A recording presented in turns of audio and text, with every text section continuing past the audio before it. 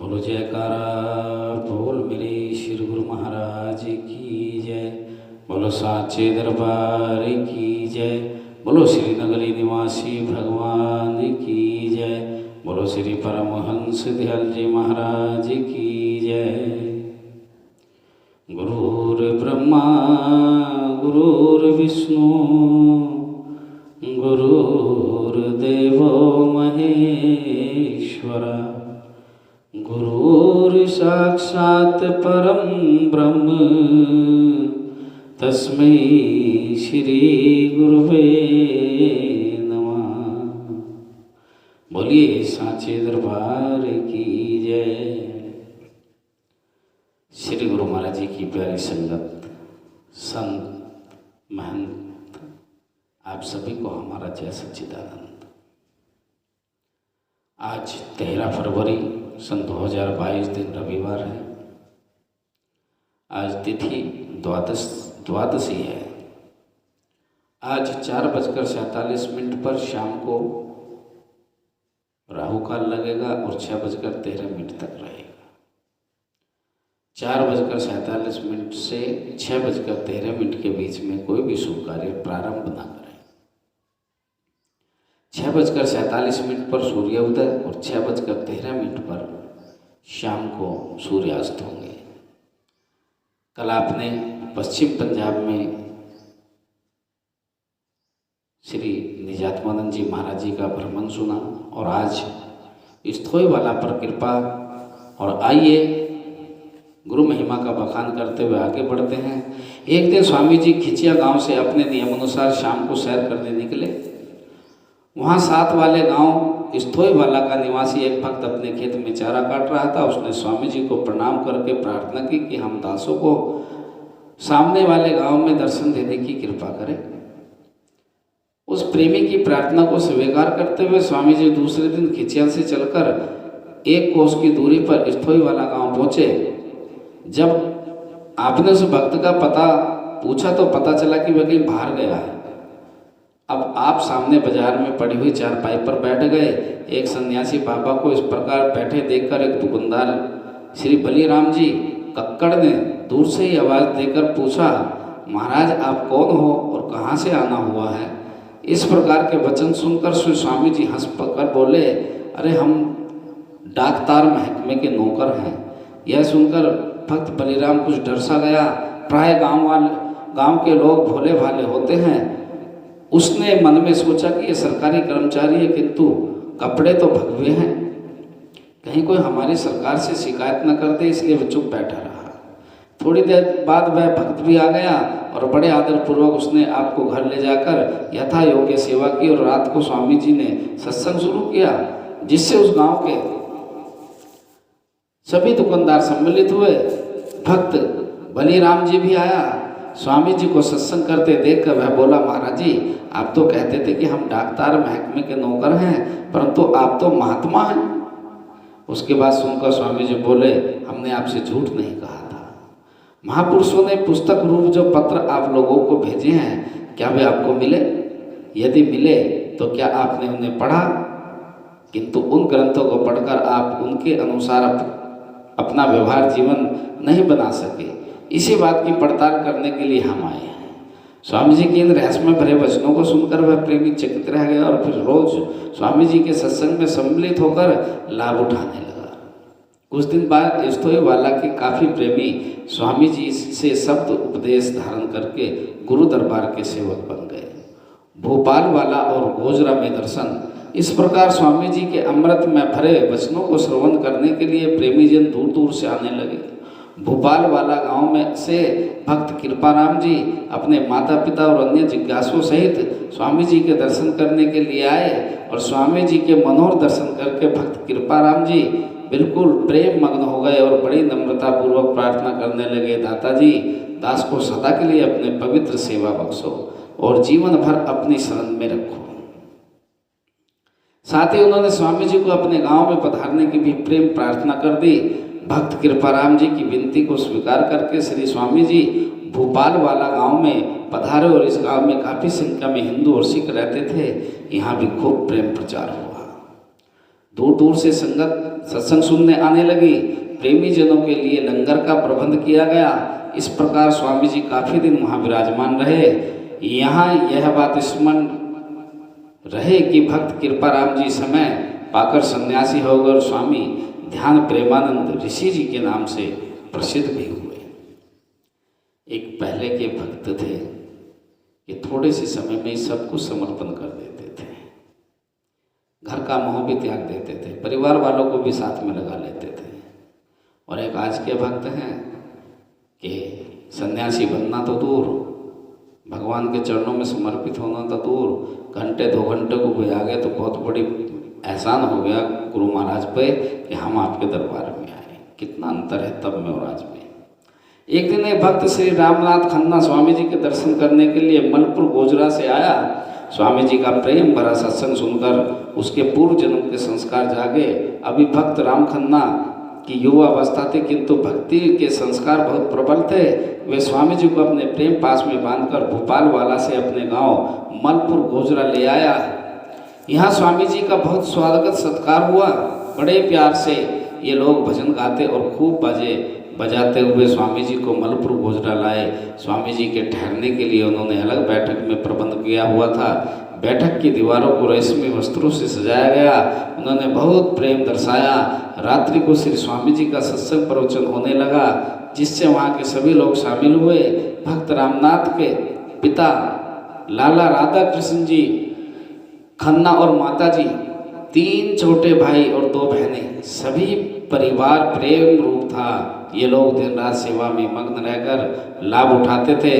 स्वामी जी का उपदेश द्वैत भाव से ऊपर उठा होता था। आपके प्रेमा भक्ति और सहयोग के सत्संग को सुनकर काफ़ी प्रेमी शिष्य बनने लगे। स्वामी जी के साथ उन दिनों स्वामी परमात्मानंद जी भी थे। दूर दूर से के सत्संग स्वामी जी के दर्शन करने के लिए भजन संकीर्तन करते हुए आते। इधर भक्त रामनाथ जी का प्रेम दिन दूना और रात चौगुना बढ़ने लगा। भक्त रामनाथ जी बड़े प्यार से हारमोनियम के साथ ये 2 भजन बोला करते थे। गुरु चरणा दे नाल मेरा मन लगा रहे।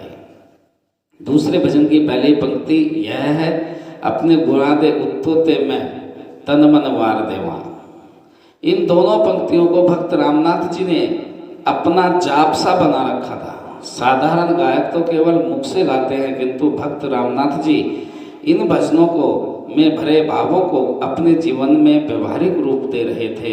यहाँ के एक ग्रंथी सेवादार भाई दया सिंह जी स्वामी जी के बड़े प्यारे सेवक थे। यहाँ के ही एक और शिरोमणि भक्त श्री मेला राम जी थे। वे बड़े प्रेम पूर्वक आपकी सेवा करते और भजन कीर्तन की सेवा भी उनके जिम्मे थी। भक्त मेला राम जी कुछ समय बाद सन्यासी हो गए और स्वामी अडोलानंद जी के नाम से भी प्रसिद्ध हुए। प्रथम दर्शन मलपुर गोजरा में श्री स्वामी जी के सत्संग में एक दिन भाकड़े वाली गांव से इस दास के जन्म संबंधी भाई भक्त सोहनलाल जी आए। जब उन्होंने स्वामी जी का अनमोल सत्संग सुना तो बड़े प्रभावित हुए। मलपुर गोजरा से भकड़े वाली लौटकर उन्होंने गांव वालों को कहा कि गोजरा में 2 महात्मा आए हैं। भेष तो उनका साधारण महात्माओं जैसा है, किंतु वे साक्षात भगवान की मूर्ति हैं। उन दिनों यह दास गांव के स्कूल में पढ़ता था। जब भक्त सोहनलाल जी ने स्वामी जी के विषय में ये बातें सुनाई तो दास के दिल में प्रेम की तार खड़की और वह यह निश्चय हो गया कि अब मेरे भाग्य उदय होने वाले हैं। दास के मन में स्वामी जी की से जल्दी दर्शन करने की इच्छा बहुत प्रबल हो गई। अपनी जिज्ञासाओं को शांत करने के लिए दास अकेला ही थोड़ा प्रसाद लेकर मलपुर गोजरा की ओर चल दिया। घर वालों ने बहुत रोका, अभी तो बच्चा है, इतनी दूर जाना है, किसी को साथ ले जाओ, हम स्वामी जी के दर्शन करने जाएंगे, तुम हमारे साथ चलना। किंतु प्रेम की तार बहुत मजबूत थी, दास रुक ना सका। जब मलपुर गोजरा जाकर स्वामी जी के दर्शन किए और उनके श्री चरणों में प्रणाम किया तो ऐसे महसूस हुआ कि जैसे जन्म जन्मांतर के भाग्य उदय हुए हों। पुरातन नाता साकार हो गया। मन दर्शन करते ही रोमांचित हो गया। मन में खुशी के फव्वारे फूट पड़े और एक ऐसा आनंद मिला जो वर्णन नहीं किया जा सकता। यूँ लगा कि इनके पहले भी किसी स्थान पर दर्शन किए हुए हैं। किंतु इस जन्म में शारीरिक नाते से यह पहली मुलाकात थी। माया के पर्दे में यह रहस्य छिपा रहा। थोड़ी देर बाद स्वामी जी ने दास को पूछा, बताओ बेटा, भजन भी किया करते हो? दास ने प्रार्थना की, हजूर भजन तो जानता नहीं कि क्या होता है और कैसे किया जाता है, परंतु यह सोच रहा हूँ कि आप मेरे कब से परिचित हैं। दास अभी इस विचार में चकित हो रहा था कि आपकी महिमा किस मुख से वर्णन करें। ऐसा महसूस होता है कि आप मेरे मालिक हैं। दास चित्र बना स्वामी जी की ओर निहार रहा था और मन में अनेक प्रकार की आनंद तरंगे उठ रही थी। ऐसा लगता था कि दास ऐसे दिव्य स्वरूप के दर्शन कर रहा है जो शरीर में होते हुए भी शरीर में नहीं है। जैसे मेरी अपनी आत्मा का दिव्यात्मा को पहचान रही हो।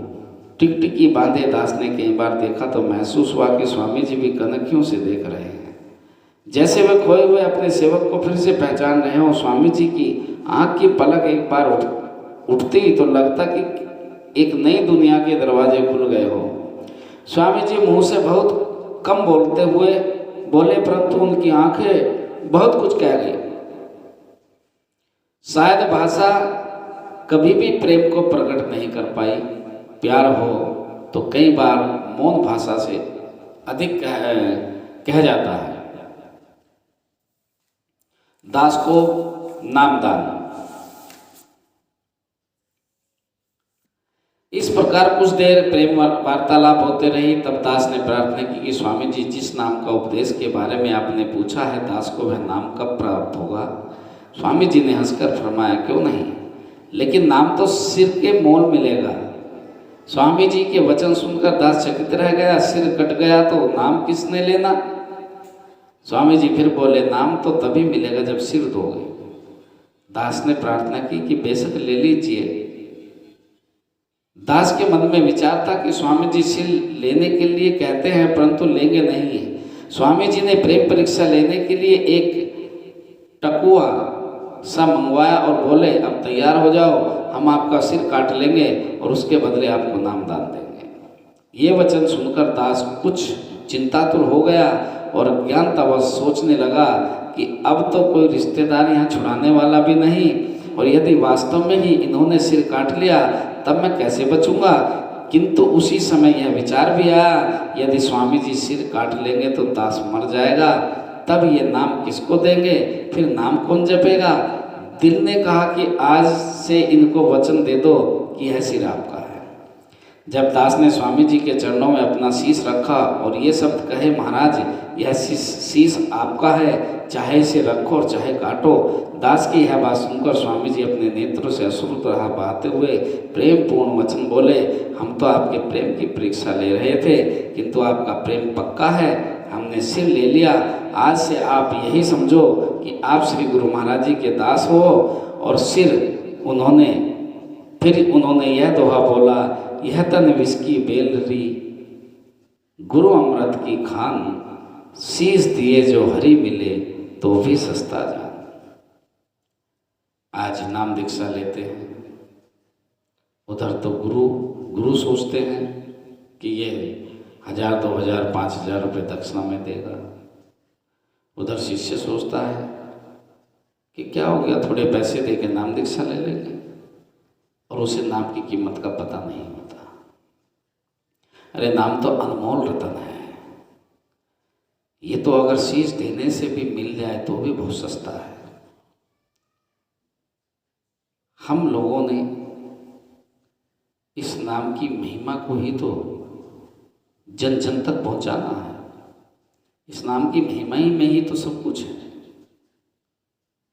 और हमारे श्री निजात्मानंद स्वामी जी महाराज इसी नाम के लिए तो दुनिया में भ्रमण करते रहे, गुरु आज्ञा का पालन करते रहे। इसके व्याख्या करते हुए स्वामी जी बोले, यदि नाम सिर के मोल भी प्राप्त हो तो भी सस्ता जानना चाहिए। यह शरीर तो विष की बेल है, जिसमें अनेक प्रकार के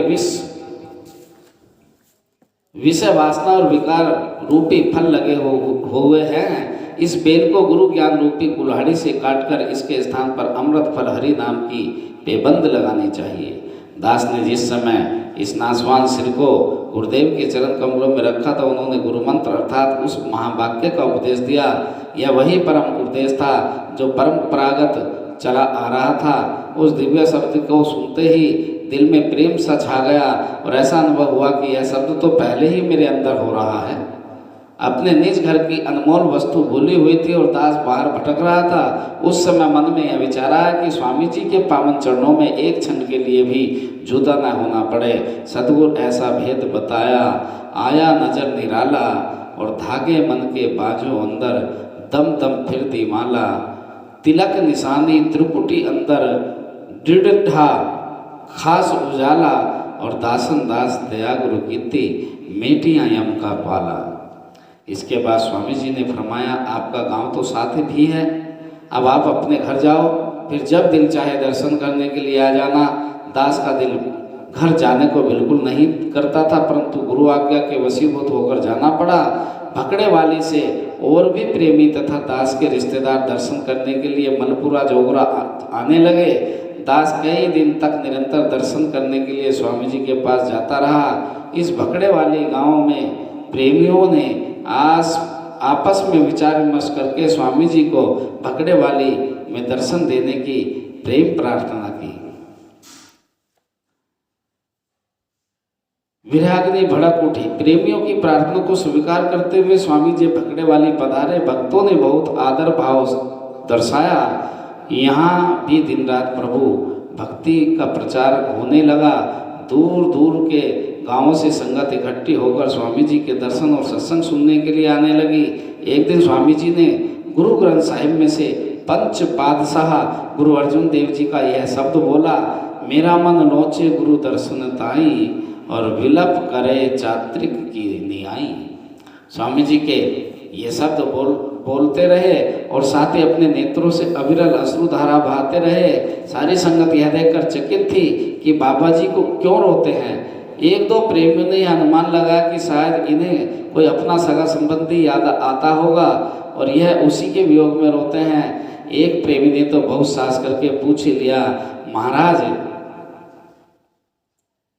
लोग तो गुरुवाणी पढ़ते हैं और दूसरों को सुनाते हैं, परंतु गुरुवाणी पढ़कर रोते तो नहीं, आप क्यों रोते हैं? उस प्रेमी की यह बात सुनकर स्वामी जी बोले, हमको अपने गुरु महाराज जी का वियोग सता रहा है। हमें उनके दर्शन किए हुए 2 साल हो गए और दर्शन करने की आज्ञा नहीं आ रही। इतने लंबे समय की कल्पना करके ही बरबस नेत्रों से अश्रु बह रहे हैं। ये प्रेम था। आज कई साल हो जाते हैं भक्तों को अपने गुरु के दर्शन किए हुए और उनको कोई बेचैनी नहीं होती। अभी देखिए 2 साल से लॉकडाउन चल रहा है। कितने भक्त तो तड़प रहे थे और वो पहुंच भी गए गुरु दरबार में, लेकिन कितने भक्त तो ऐसे हैं कि 2 साल बीतने के बाद भी उनके अंदर कोई तड़प नहीं है कि हम अपने मालिक से मिल पाए।